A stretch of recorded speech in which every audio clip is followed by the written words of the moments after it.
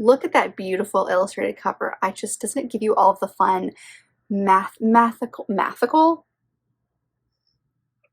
creating words. Hi everybody, my name is Kelsey and we're about to get very, very nerdy with my favorite illustrated covers.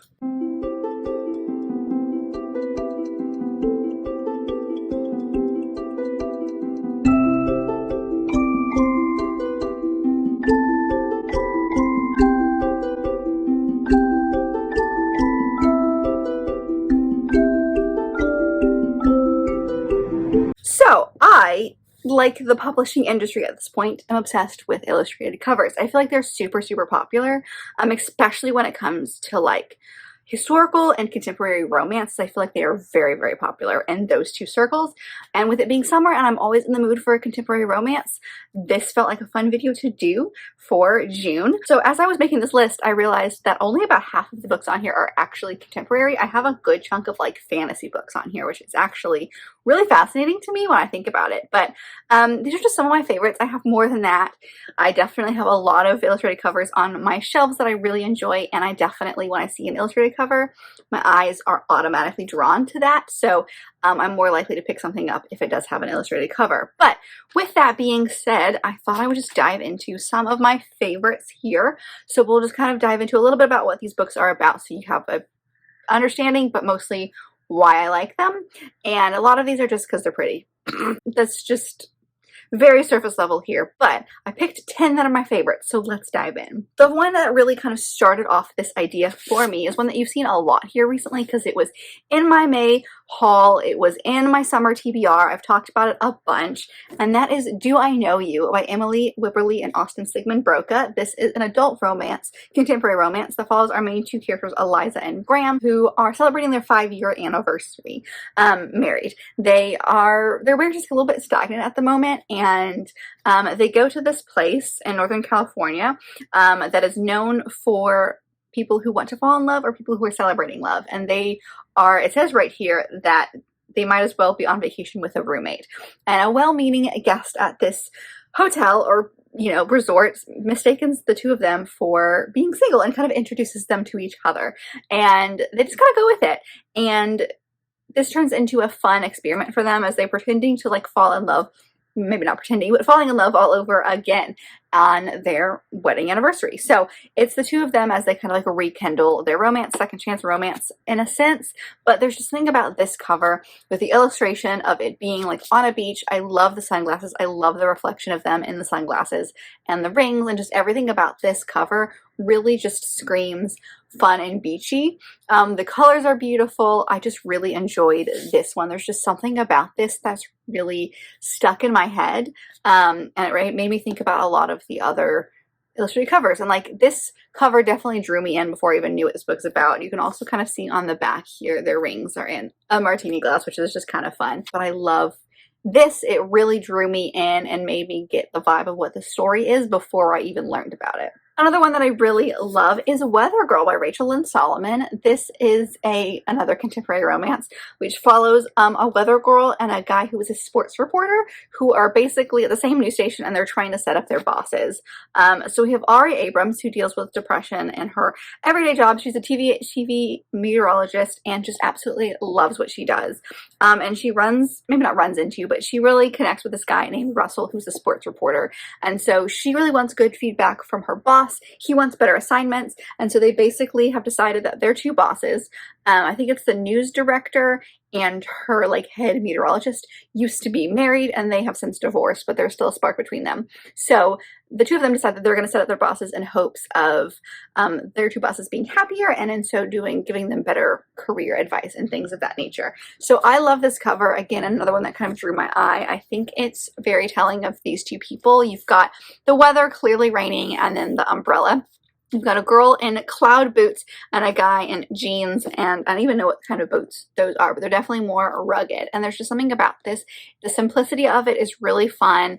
It gives that lightheartedness to the story, which is kind of what is needed because this is not the happiest that's not true. It is a very happy, cute romance, but again, you've got Ari dealing with some very deep stuff. There's more to it, but I like that this is, you know, a mixture of light, fun colors as well as the rain. And again, illustrated cover. I love the way this works. I feel like it really tells the story. I think it's beautiful, and it's a really, really bright cover, which is perfect for this really fun, uplifting kind of story. We then have one that I have not read yet, but I do really love, and that is Highly Suspicious and Unfairly Cute by Talia Hibbert. This is her first step into YA. This came out a little bit earlier this year, and I still haven't read it, but we're going to, I swear. But I've loved other things by this author. This one specifically follows our two main characters, Bradley and Celine, who have been in the same class for a very long time, but something happens. They used to be friends, and then she's mad at him because he decided to be super cool and like join the football team, and so she kind of sees him as a sellout, and they have not really been friends for a long time. But they basically get paired up in this class, which is all about survival skills, and they go out in the wilderness and that kind of thing, and so they end up getting teamed up together, and they have conversations and figure out their relationship of sorts. But I really like it because, first off, it's super cute and pink, which gives off that romance vibe.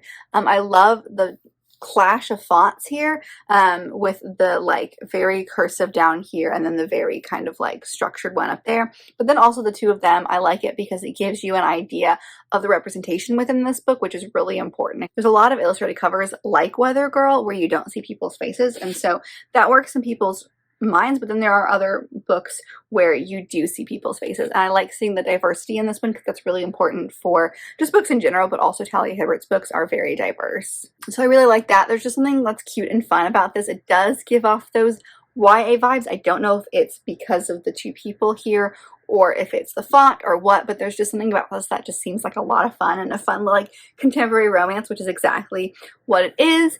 And this like hate to love kind of vibe, you can kind of get it in their eyes here because it's like they're ex-best friends. They're trying to rekindle their friendship and more. But there's just something about this that just screams cute and fun, and it really drew me in. I'm steering clear of YA romances, although I will do anything for Talia Hibbert. If I wasn't already interested in this book for the author, this cover definitely drew me in. The next one is a little bizarre because it's a fantasy monster romance, and this cover makes so many people uncomfortable, and I love it, and that is The Dragon's Bride by Katie Robert.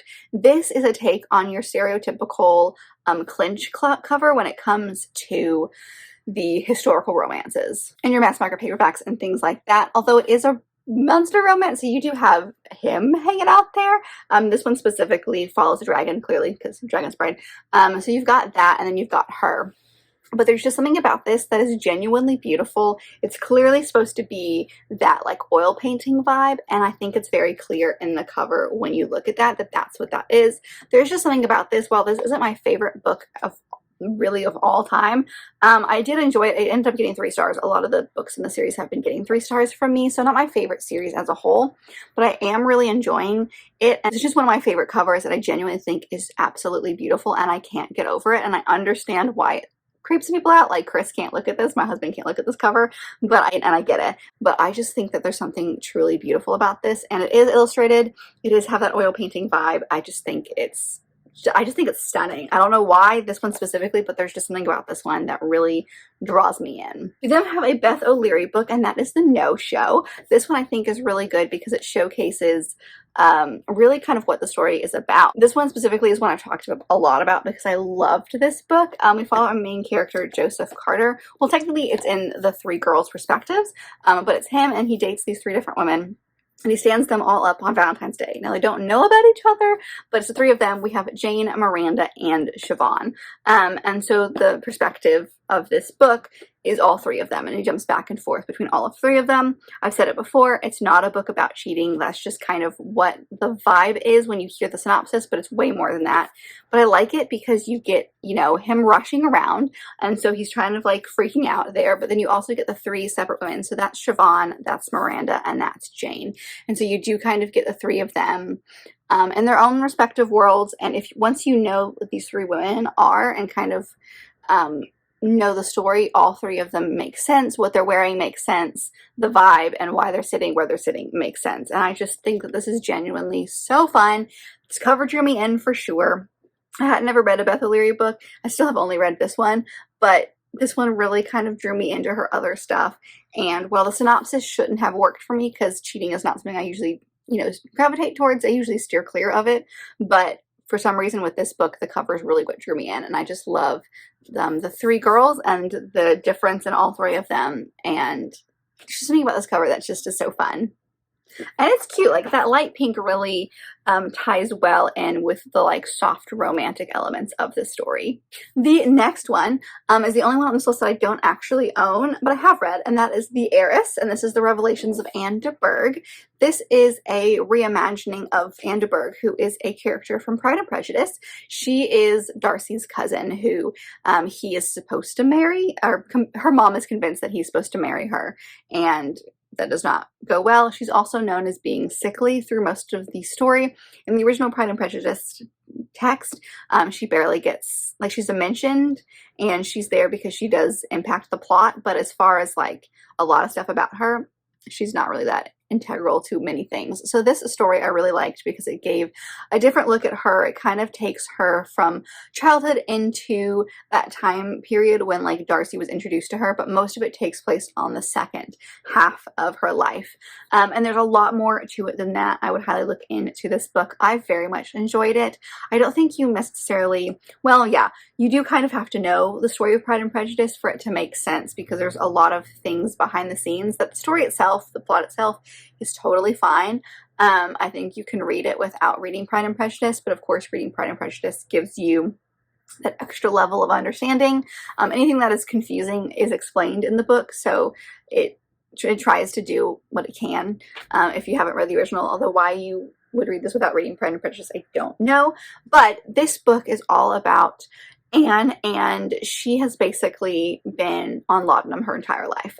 She was a very sickly baby, and so she was put on laudanum, and her family just kind of keeps her on laudanum for lots of different reasons. So clearly when you look at this cover, you see the bottle in the middle, and I just really like the the greenery and all of that. There's nothing specific about this cover as far as the background that makes a lot of sense for the story. I mean, obviously the bottle here in the middle is the biggest part of it. There's just something about all the flowers and all the greenery that is just genuinely really beautiful to me. I am a big floral person. I love all things flowers, if you couldn't tell by my outfit today.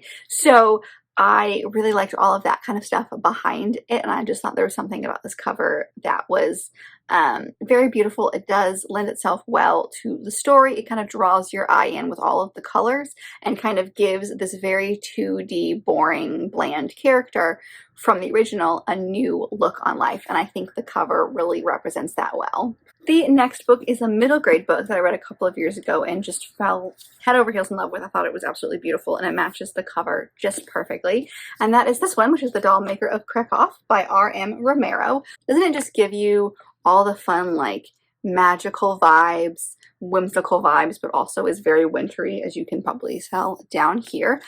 So this one is kind of a fantastical story about a doll maker, clearly, and he makes a doll that comes from the land of the dolls, or he runs into a doll from the land of the dolls, and she comes to life, and they become friends, and it's at the time of Nazi occupation in the town. So you see him, and as he's dealing with this, he becomes really close with a Jewish family that, of course, is not going to end so well for that friendship and this doll through all of it. So what I loved about this is clearly the very childlike wonder that the doll has throughout these really terrible situations.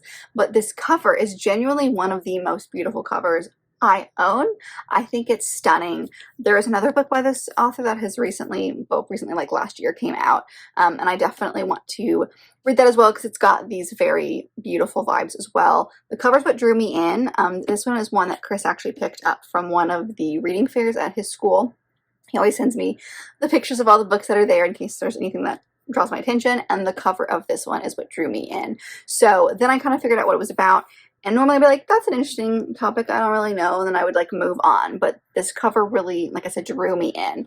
And it gives you that very whimsical vibe, the darkness here at the bottom that showcases, the winter and those dark conversations that surround the conversations of Nazi occupation. And then you do have the beautiful floral on the top, again, floral, where it talks about the doll and all the beautiful you know, whimsical way that she looks at the world. So it's very beautiful. I love the illustration. I just think it's stunning and I cannot get over it. And I will forever and always think this is one of the most beautiful covers. So that one is definitely one that needs to be on this list. And the next one is actually two, because it's like the whole series. It's also another middle grade. It's a middle grade series, and specifically the UK covers, which is what I have, and that is the Pinch of Magic series, and this is by Michelle Harrison. So I have the first one, which is Pinch of Magic, and then the second one, which is A Sprinkle of Sorcery. These are my two favorites in the series, so that's why I'm holding up these two. There are 4 books total. These covers I think are just genuinely really beautiful. I'm sorry, it's very shiny today, so I'm trying to show you without like blinding you, but this story follows 3 sisters who are given 3 magical artifacts. But they're basically contained to an island that if they leave, anyone in their family leaves this island, then they will die within 24 hours. And one of the sisters does, because they're trying to solve something. Like, I think their grandmother gets kidnapped or something. So they're trying to figure out what's going on and solve this issue within 24 hours. And then more stuff happens in A Sprinkle of Sorcery. But these are just genuinely really beautiful. You've got this fun illustrated cover and back for both of these, and it just gives off that childlike wonder vibes, which I think the UK does really well when it comes with middle grade and children's covers. I think the UK has that beautiful style more than the US, in my opinion. Like, granted, kids in different cultures will go to different things, but if I was a kid right now, I would gravitate towards these over the US covers. So that's why I'm holding these up specifically. I just think all the color gives it that fun vibe. Clearly you can tell what this one's about. This one is like about a ship, and it takes place on the water for most of it. This one takes place around a tower. So it does have all of those beautiful, fun things. I think there's a lot of color happening in these, which is what would draw, I think, a child's attention to it. But there's just something that's just genuinely really fun about these two covers that I just love so much. Then I have the other book on this list that I have not read yet, but I'm obsessed with the cover of this one, and that is King of Immortal Tide by Ben Alderson. This is the second book in the Darkmoor series, which is a companion series of a bunch of books that are all based on some sort of fairy tale or mythology in some way, and they all just happen to take place in the same world. This one follows the story of Hades and Persephone, kind of, a little bit. It takes place between a human and an elf, and it's the way that the author kind of describes this is what if Hades fell in love with Persephone's brother. So that's the vibe here, but I think all the green is genuinely really beautiful. We've got a lot of hidden things, like the fact that he was holding a pomegranate right there, which is definitely a big part of the Hades and Persephone story. I think all the bright colors, all the greenery is giving it that beautiful, like, green vibe. I just think that these covers, generally these covers for the series are just beautiful. I think this is the second book out of 3 right now, and all of them are just gorgeous. But there's something about this one specifically, and I think it's that greenery vibe that takes place behind him. Also, the art in this is just stunning.